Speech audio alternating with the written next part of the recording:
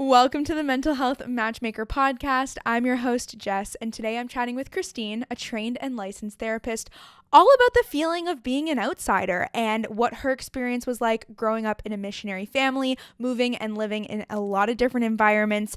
Christine also supports people with grief, complex PTSD, and in this episode, we kick it off by talking about spirituality. Let's get into it.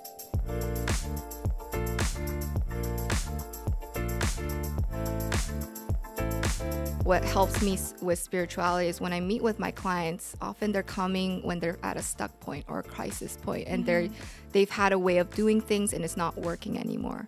And so it's helpful to kind of go back to what have you learned to do when things are out of your control and you've done everything you can, and where do you go? Right. And so I think it helps us to kind of be like, oh, like, what is the foundation I'm standing on? Right. And where can that, like, kind of shift or grow and, like, reevaluate or go back to your core values that you had forgotten about or stuff like that. And I feel like it could be a great place to also, like, assess what you were taught growing up. And then do you still believe that? Do you not? Yeah. I came from a non-religious background, but then I started to grow into my spirituality and find it in my own way. And therapy really helped with that process. Yeah. Do you see similar things happen in the work you do?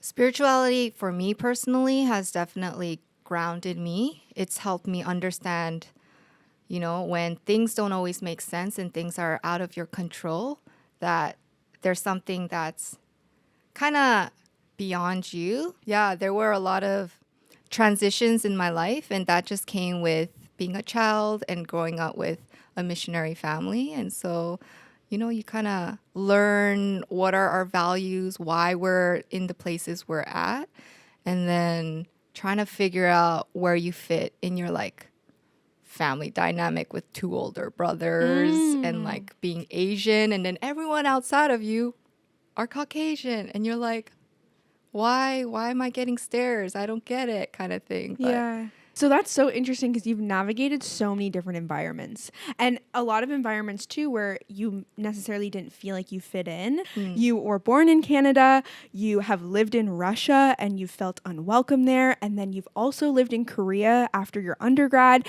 and you came from a Christian upbringing as well. And how has that, you know, changed over the course of your life and maybe even influenced the therapy work that you now do as well? Yeah, it's trying to make sense of belonging. And so I think my reality was really shaped by the communities that were with me. I think when we're going through hard times, I think there's something beautiful and, like, healing that can happen when we come together and we just, like, hold each other. Yeah. But it's like, how do we hold each other well? Self-worth? Does it just come with, like, you just need someone to keep you accountable and believe in you? And I don't know, there can be so many reasons. Something I've actually been thinking about for a while, and actually even this morning, it's this word called shalom. I don't know if you've heard shalom. Oh, yes, I've heard. I have to do it with the hand for you to get it. I was like, I don't know if you're saying, like, that word that I think you're, it felt like it was more about, anyway, keep going. Yeah, I've heard the word shalom. Yeah, it basically shalom with my hand salute here.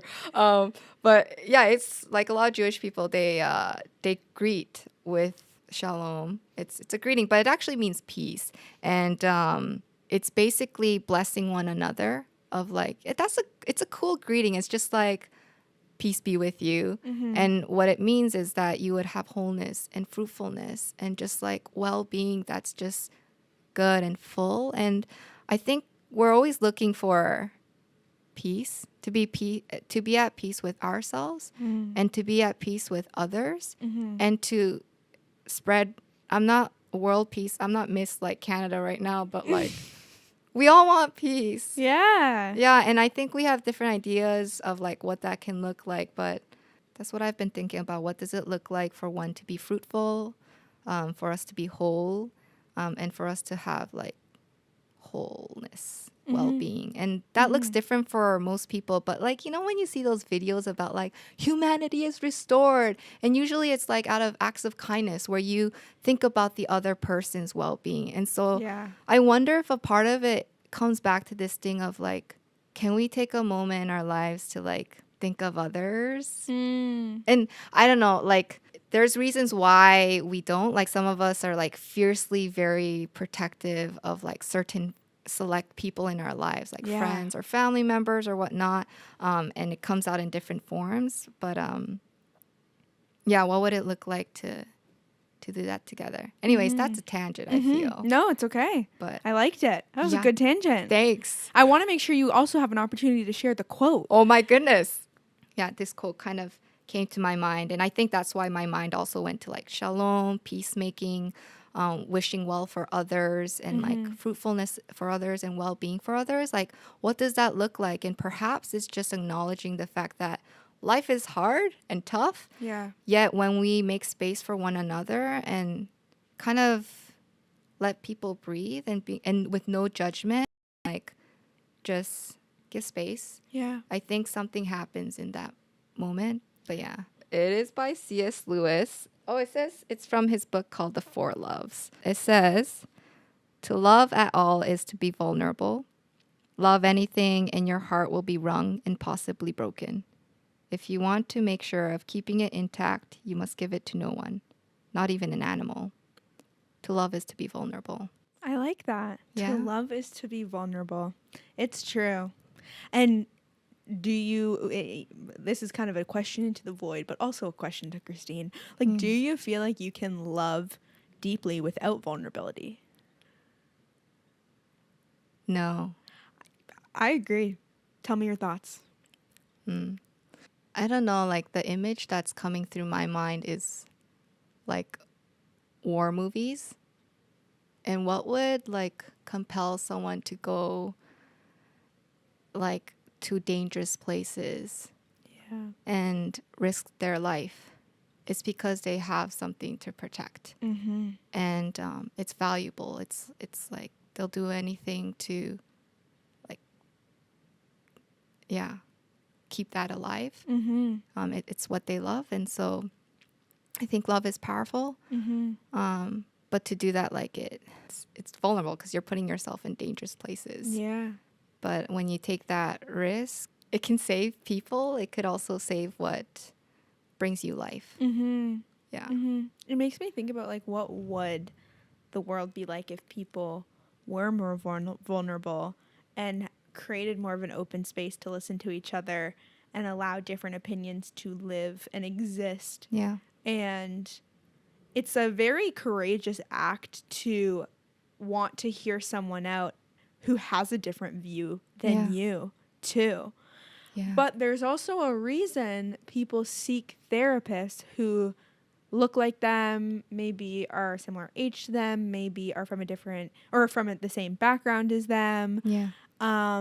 Because I think there is more safety in being able to open up to someone who also may understand more. And that's why I think it's so cool to have this podcast where people can get to know you more as a therapist before even booking a session with you, because they are able to learn so much about what makes Christine that maybe someone who would look at you and not think that you had a similar experience, maybe you do. And so this could open up that space of, oh, I want to seek out support from that person who will get me and see me for who I really am. Yeah. And actually, what comes to mind right now is I'm like inspired by your story of the moment where you realized like, oh, this is something in me and I'm going to seek therapy.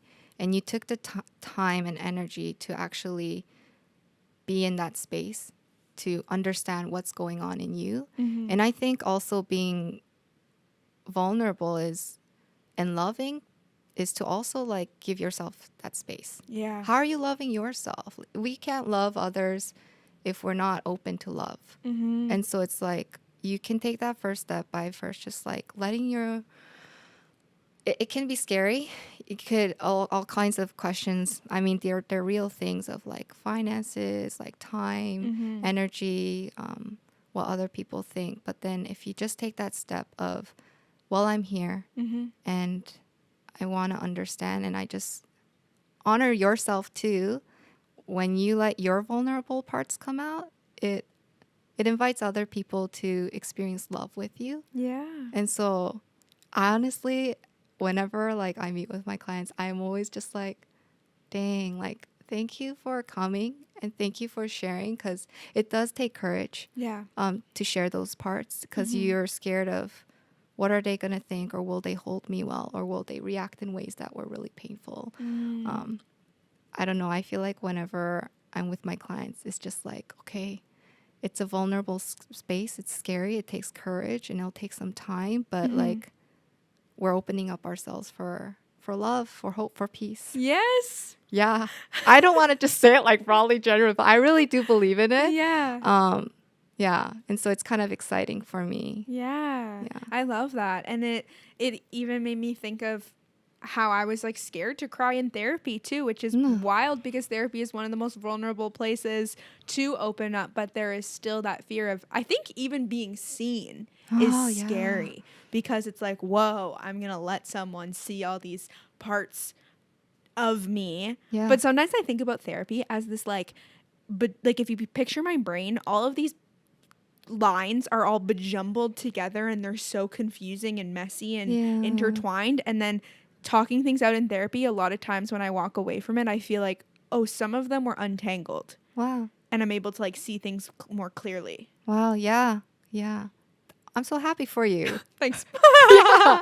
It takes work to do that, Yeah, right? it Because then does. you have to process it. You have to make sense of it. Yeah.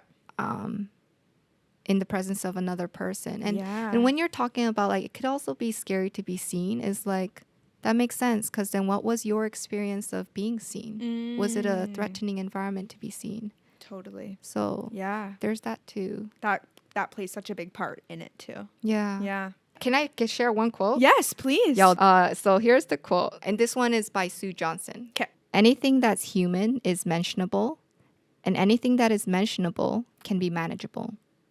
When we can talk about our feelings, they become less overwhelming, less upsetting, and less scary. The people we trust with that important talk can help us know that we're not alone.